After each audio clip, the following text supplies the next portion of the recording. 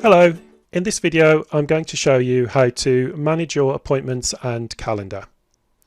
Let's start on the dashboard. Here you can see I've got 2 appointments today. To change the date, click these buttons, and to skip back to today, click the center button. To change the date, you can tap here and that'll bring up a date picker.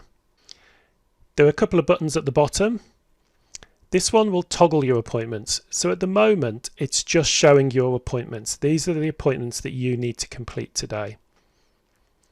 If I expand that, I can see all the appointments across all the pet sitters. So this view is only available for managers. There's also an icon to show your schedule, and this just lists all your appointments. You can print this out, or you can actually send this to yourself in an email. Let's head over to the calendar. At the top here you've got an icon to move to today, and over here you've got buttons to move left and right. You can change the calendar view to show a month view, a week view, or a day view. And there's also an icon up here to subscribe to your calendar. So this just allows you to add your calendar's appointments into your Outlook or Google or Apple calendar, any calendar that supports the iCal format. There's a couple of ways you can tame your calendar. First, we'll click on settings. You can choose whether you want to show each individual appointment on your calendar or whether you just want to show booking forms. So booking forms is maybe a little bit easier to see what's going on, whereas the appointment drills in and shows you all of the detail. You can also choose how the events are coloured. So here we've got them completed, and that's why you can see these green appointments. We could change it so the calendar is coloured by team member, by service, or you can just choose for no colours at all. The default is to show completed appointments.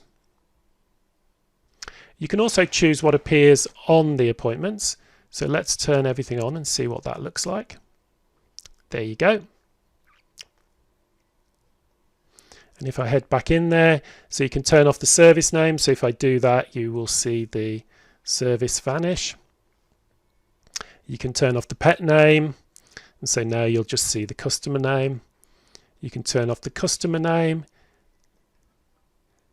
You can turn off the information icons, and you can turn off the team member names.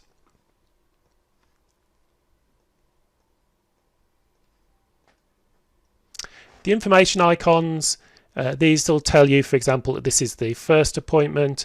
We've got one here that tells you this is this customer hasn't paid. You can see these icons if you just tap, and then over here you can just tap that again and it'll tell you what the icon means. In all cases, you can tap an appointment and it'll show you all the information about that appointment.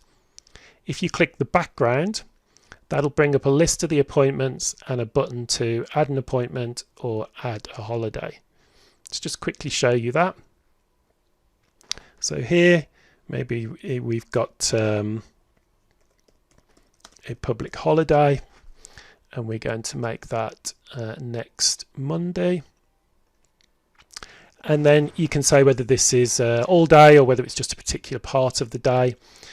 You can also choose whether this is a business holiday or whether it's a team member who's on holiday. And you can also choose whether to show it as closed. So this is quite useful for things like Christmas Day, where you want to be reminded that there's something on in case you need to charge extra, but you still want customers to be able to book. If you say you're closed on that day, then customers will see a message saying that they can't book on that day. Let's go ahead and add that to the calendar. And there you can see it there.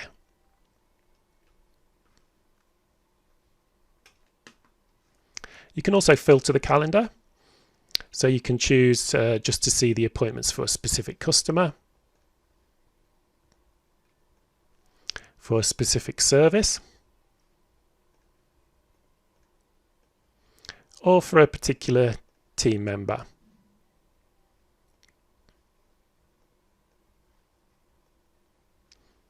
There's a button down here to reset.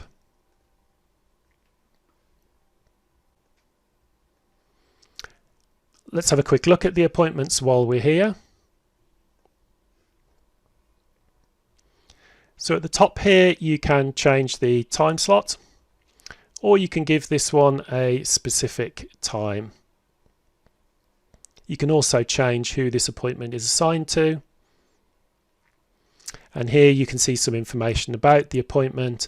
So this is the first of 7 appointments, and there's some information icons. This one again just tells you it's the first appointment, and this one tells you the customer hasn't paid. Just tap to see what the icons mean. You can also see that we aren't holding any keys and we don't have a key code for this customer. If you scroll down, there's some more information about their pets.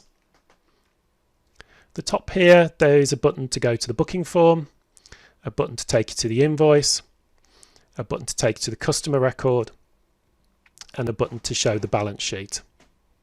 If I open the menu, the first 4 items match the shortcuts up here, so if you forget what a button does, just open the menu and you can see a reminder.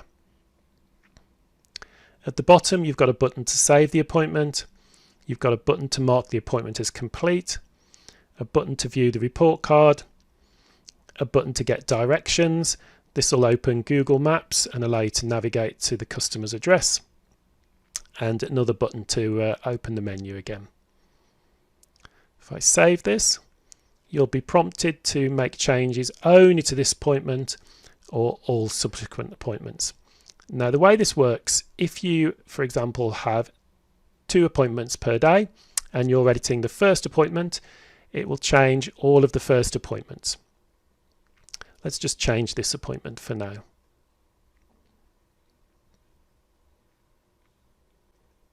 If I just open that again, the bottom of this menu, there is the option to cancel an appointment. When you cancel an appointment, it leaves it on the calendar, so you can see the appointment's been cancelled. If you delete an appointment, it's very similar, but it will remove it from the calendar, so it no longer appears. So that's it. If you've got any questions, then please send an email to pets@petsitterdashboard.com or join me over in Pet Sitter Club.